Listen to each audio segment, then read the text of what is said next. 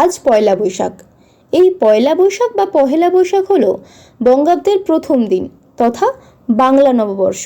দিনটি বাংলাদেশ এবং ভারতের পশ্চিমবঙ্গে নববর্ষ হিসেবে বিশেষ উৎসবের সাথে পালিত হয়। এটি বাঙালিদের একটি সার্বজনীন লোকোৎসব। পহেলা বৈশাখের দিন নতুন হালখাতার ঐতিহ্য হলো আকবরের সময় এই দিনে একটি হালখাতা তৈরি করা হতো।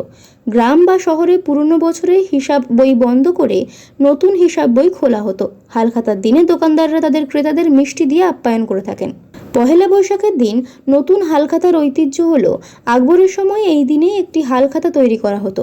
গ্রাম বা শহরে পুরনো বছরের হিসাব বই বন্ধ করে নতুন হিসাব বই খোলা হতো। হালখাতার দিনে দোকানদাররা তাদের ক্রেতাদের মিষ্টি দিয়ে আপ্যায়ন করে থাকেন।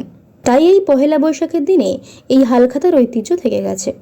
এবার আসা যাক পয়লা বৈশাখের উৎপত্তির ইতিহাস নিয়ে।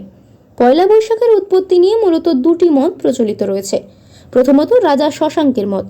অনেক ইতিহাসবিদ দাবি করেন গৌড়বঙ্গের রাজা শশাঙ্কের রাজত্বকালে বঙ্গাব্দের উৎপত্তি হয়েছে।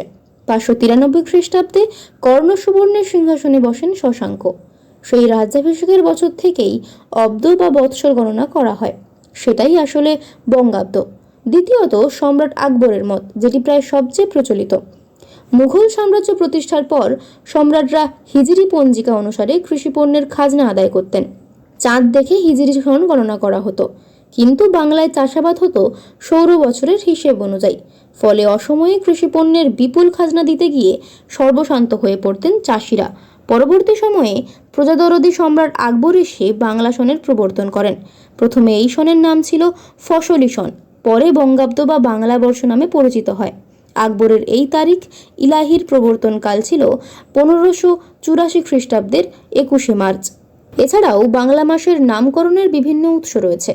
যেমন বাংলা 12 মাসের নামকরণ করা হয়েছে বিভিন্ন নক্ষত্র থেকে। বিশাখা নক্ষত্র থেকে বৈশাখ, জ্যেষ্ঠা থেকে জ্যৈষ্ঠ, আষাঢ়া থেকে আষাঢ়, শ্রবণা থেকে শ্রাবণ এবং চিত্রা থেকে চৈত্র।